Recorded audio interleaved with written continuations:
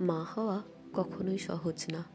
দিনের পর দিন ক্লান্তি জমে, রাতের পর রাত ঘুম কমে, আর নিজের জন্য সময় যেন নেই বললেই চলে। আজ থেকে আমি শেয়ার করছি আমার মাদারহুড স্টোরি। প্রতিদিনের বাস্তব অভিজ্ঞতা, ছোট ছোট কঠিন মুহূর্ত, আর তার মাঝেও লুকিয়ে থাকা মায়ের ভালোবাসা। মায়ের গল্প, মায়ের মন। এখান থেকেই শুরু হোক আমাদের যাত্রা। মা হওয়ার প্রথম কয়েক মাস সবচেয়ে বড় পরিবর্তন ছিল। যে আমি ইচ্ছামতো ঘুমাতে পারতাম, নিজের ইচ্ছামতো সময় কাটাতাম, হঠাৎ করেই দেখি পুরো দিনটাই একটুখানি শিশুকে ঘিরে।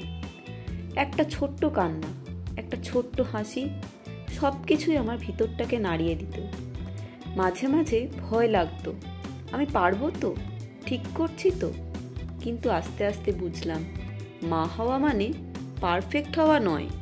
মা হওয়া মানে প্রতিদিন একটু একটু করে শিখে নেওয়া। মাতৃত্বের প্রথম দিকটা যেমন সুন্দর, তেমনি একই সাথে চ্যালেঞ্জিং। তোমরা যারা মা অথবা মা হতে যাচ্ছ, মনে রেখো তোমরা কেউ একা নও। আমার গল্পের পরের অংশ খুব তাড়াতাড়ি আসছে। চ্যানেলটাকে সাবস্ক্রাইব করে পাশে থেকো। আমরা একসাথে শিখবো, কষ্ট ভাগ করব আর বড় হব।